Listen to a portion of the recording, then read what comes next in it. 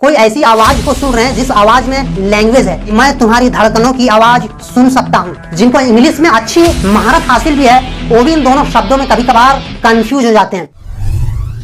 Hello everyone, एक बार फिर से आप सभी का एक नई वीडियो में स्वागत है। जैसा कि आप थंबनेल देखकर गेस कर ही लिया होगा कि मैं यहाँ पर कुछ शब्दों का पेयर लेके आया हूँ। कई बार कुछ शब्दों का जोड़ा यानी दिखने में और कुछ हद तक सुनने में भी हमें एक जैसा प्रतीत होता है, पर वाकई उसके अर्थ पर या तो उसके मीनिंग पर यदि गौर किया जाए तो उन दोनों शब्दों का डिफरेंट मीनिंग होता है। तो आइए आज मैं उन्हीं शब्दों के ग्रुप या तो उन्हीं शब्दों के जोड़ों के बारे में यहां पर चर्चा करेंगे और हाँ, उन सभी शब्दों का एक एक यूटिलिटी सेंटेंसेस में कैसे करना है इस पर भी गौर करेंगे। तो यहां पर मैं सबसे पहले आपको रिक्वेस्ट करूंगा, मेरा आपसे तहे दिल से रिक्वेस्ट होगा कि आप वीडियो के एंड तक बने रहें ताकि इस वीडियो में जो भी कॉन्सेप्ट दिया जा रहा है, जो भी ग्रामेटिकल रूल्स और इंग्लिश स्पीकिंग और इंग्लिश राइटिंग में इंप्रूवमेंट लाने के लिए जो भी मसाला दिया जा रहा है, ये आपके लिए बेनिफिशियल हो। यदि आप मेरे चैनल में नए हैं तो चैनल को सब्सक्राइब करें और यदि वीडियो को लाइक नहीं किए हैं तो भाई लाइक बटन को जल्दी हिट कर दें ताकि ये वीडियो ज्यादा से ज्यादा YouTube द्वारा प्रमोट किया जा सके। तो यहां पर सबसे पहले जो वर्ड है, जो ग्रुप ऑफ वर्ड या तो पेयर्स ऑफ वर्ड है, ये है प्रिंसिपल। जैसा कि आप स्क्रीन में देख रहे हैं, यहां पर एक प्रिंसिपल है जिसका मतलब होता है प्रधानाचार्य और दूसरा यहां पर वर्ड है प्रिंसिपल, PRINCIPLE। यहां पर इस वर्ड का मतलब होता है सिद्धांत या तो नियम। यदि मैं ये बोलूं कि प्रधानाचार्य दफ्तर में हंस रहे थे तो आप बोल सकते हैं the principal was laughing in the office. The principal was laughing in the office. और यदि मैं ये बोलूं यह मेरे सिद्धांत के खिलाफ है या तो मैं ये बोलूं कि यह मेरे नियमों के खिलाफ है तो आप बोल सकते हैं it's against my principle. It is against my principle. यानी यहां पे प्रिंसिपल में PLE लास्ट में और प्रधानाचार्य यहां पे है PAL। तो इन दोनों शब्दों के जो ये डिफरेंशिएशन है, माइक्रो डिफरेंट है मीनिंग में और इसके स्पेलिंग में। आपको इन दोनों पर गौर करना चाहिए ताकि आप किसी भी तरह की माइनर और मेजर मिस्टेक को रिपीट ना करें। तो आइए इसी के साथ चलते हैं दूसरे पेयर ऑफ वर्ड पे। यहां पर दूसरा पेयर ऑफ वर्ड है जर्म्स एंड बैक्टीरिया।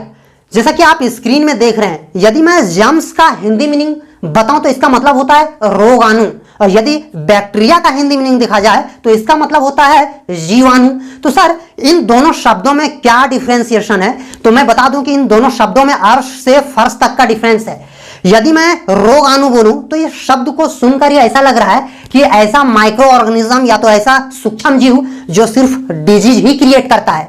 और यदि मैं जीवाणु बोलूं तो जीवाणु में वो भी माइक्रो ऑर्गेनिज्म शामिल है जो डिजीज को क्रिएट करता है और जीवाणु में वो भी माइक्रो ऑर्गेनिज्म शामिल है जो डिजीज ना क्रिएट करके आपके बॉडी को बेनिफिट पहुंचाता है। तो यहां पर सबसे पहले जर्म्स का मतलब रोगाणु यानी ऐसे माइक्रो ऑर्गेनिज्म जो सिर्फ डिजीज को क्रिएट करे। तो यहां पर यदि मैं ये बोलूं सेंटेंस के तौर पर क्लोरीन का इस्तेमाल रोगाणु के खात्मा के लिए किया जाता है तो आप बोल सकते हैं chlorine is used to kill germs. यहां पर दूसरा जो वर्ड है जो इसी का पेयर वर्ड यानी बैक्टीरिया, इसका मतलब जीवाणु। तो यदि इस बैक्टीरिया को सेंटेंसेस में इस्तेमाल करेंगे तो आप बोल सकते हैं यह टीका तुम्हें जीवाणु से बचाता है। तो आप बोल सकते हैं this vaccine protects you against bacteria.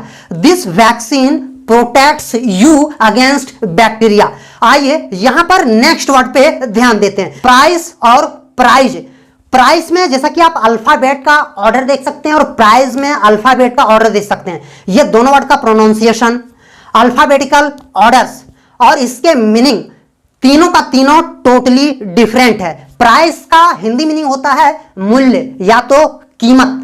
कई बार ऐसे बोलते हैं ना कि यार इस किताब की क्या कीमत है, या तो कई बार बोलते हैं कि तुमने इस कलम को खरीदा है, इस कलम का तुमने क्या मूल्य चुकाया। यदि आप इस तरह की हिंदी सेंटेंसेस बोलते हैं तो दाम चुकाना या तो मनी की क्वांटिटी को यदि आपको इंडिकेट करना है सेंटेंसेस के जरिए से, यदि आपको इसे निर्देशित करना है तो आप प्राइस जैसे वर्ड का इस्तेमाल कर सकते हैं। जैसे यदि मैं ये बोलूं प्रत्येक आदमी का कीमत होता है तो आप बोल सकते हैं every man has his price. Every man has his price. और यहां पर इसी का पेयर वर्ड है प्राइज। प्राइज का मतलब इनाम, या तो आप बोल सकते हैं रिवार्ड। कई बार ऐसे बोलते हैं कि भाई तुम्हारी कड़ी मेहनत का ही ये रिवार्ड है, या तो तुम्हारी कड़ी मेहनत का ही ये एक इनाम है। इनाम जैसे शब्द, ये लफ्ज का जो प्रयोग किया यहां पर, इन दोनों सेंटेंसेस को अंग्रेजी में ट्रांसलेट करने के लिए प्राइज जैसे शब्द का इस्तेमाल कर सकते हैं। जैसे तुम्हारी मेहनत का इनाम कामयाबी है, तो आप बोल सकते हैं success is the prize for your hard work. Success is the prize for your hard work. आइए देखते हैं नेक्स्ट पेयर ऑफ वर्ड को, लिसन और हियर। कई बार इन दोनों शब्दों का हिंदी मीनिंग देखा जाए तो दोनों का मीनिंग सुनना ही होता है, पर सर इन दोनों शब्दों के बीच में या इन दोनों शब्दों के मीनिंग में बहुत ज्यादा डिफरेंस है। यहां पर डिफरेंस क्या है, यदि आप कोई ऐसी आवाज को सुन रहे हैं जिस आवाज में लैंग्वेज है, तो यहां पर सुनना का इंग्लिश लिसन होगा। यदि आप संगीत सुन रहे हैं तो भाई संगीत कहीं ना कहीं किसी भाषा की आवाज है। पर यदि मैं ये बोलूं कि आप किसी पानी की कलकल आवाज या तो किसी झरने की आवाज यदि आपकी कानों को दस्तक दे रही है, तो क्या उस झरने की आवाज में कोई भाषा है, कोई जुबान है? बिल्कुल भी नहीं। तो यहां पर आपको इन दोनों शब्दों के बीच की डिफरेंशिएशन पर मतभेद करते हुए इन दोनों शब्दों का सही इस्तेमाल करना चाहिए। यदि मैं ये बोलूं कि मैं संगीत नहीं सुनता, तो आप बोल सकते हैं I don't listen song, I don't listen song. और यदि मैं ये बोलूं कि मैं तुम्हारी धड़कनों की आवाज सुन सकता हूं, तो आप बोल सकते हैं I can hear the sound of your heart beat, I can hear the sound of your heart beat. तो यहां पर आप देख सकते हैं कि धड़कनों की आवाज, इस आवाज में ना कोई भाषा है और ना ही कोई जुबान, तो इसीलिए हमने यहां पर हियर का इस्तेमाल किया। मैं संगीत नहीं सुनता, तो हमने यहां पर लिसन जैसे शब्द का इस्तेमाल किया। आइए देखते हैं नेक्स्ट पेयर ऑफ वर्ड को, एडॉप्ट और एडेप्ट। यहां पर सुनने में थोड़ा बहुत डिफरेंशिएशन है, पर कई बार जिनको इंग्लिश में अच्छी महारत हासिल भी है वो भी इन दोनों शब्दों में कभी कभार कंफ्यूज हो जाते हैं। कई बार उनकी यूटिलिटी में मिस्टेक का आसार दिखाई देता है। तो यहां पर मैं आपको बता दूं कि इन दोनों शब्दों को आपको यदि सही से इस्तेमाल करना है तो सबसे पहले इन दोनों शब्दों के मीनिंग और इन दोनों शब्दों की यूटिलिटी सेंटेंस में कैसे किया जाए, इस पर हमें जरूर फोकस करना चाहिए। तो यहां पर सबसे पहले यदि एडॉप्ट का हिंदी मीनिंग देखा जाए तो इसका मतलब होता है गोद लेना या तो अपनाना। कई बार ऐसे हम सेंटेंसेस बोलते हैं कि भाई फलाना आदमी को जानते हो क्या, उसने एक बच्चे को गोद लिया है, या तो उसने एक बच्चे को अपनाया है। इस तरह की सेंटेंसेस अक्सर बोला जाता है। तो इस तरह की सेंटेंसेस में आप एडॉप्ट जैसे शब्द का इस्तेमाल कर सकते हैं, ना कि एडेप्ट का। देखिए सबसे पहले एडॉप्ट को कैसे इंग्लिश सेंटेंस में इस्तेमाल करेंगे, यहां पर एग्जांपल लेकर समझते हैं। यहां पर सबसे पहला एग्जांपल है कुदरत की रफ्तार को अपनाओ, तो आप बोल सकते हैं adopt the pace of the nature, adopt the pace of the nature. और यहीं यदि मैं इसी का पेयर वर्ड एडेप्ट का जिक्र करूं तो एडेप्ट का मतलब होता है अनुकूल बनाना, या तो किसी माहौल में अपना मेल बैठाना।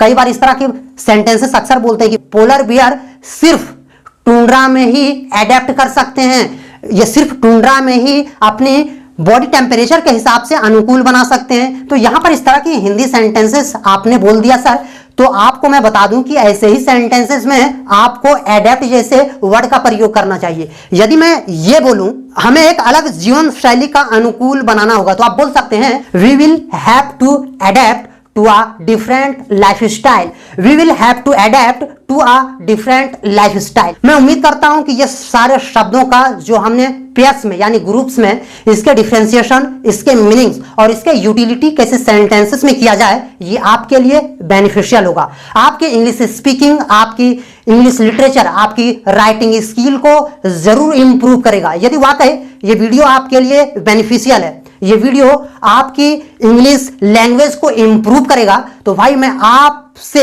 सिर्फ इतना ही उम्मीद करूंगा कि वीडियो को ज्यादा से ज्यादा लोगों तक शेयर करें, इस वीडियो को लाइक करें और चैनल में नए हैं तो चैनल को जरूर सब्सक्राइब करें। Thank you.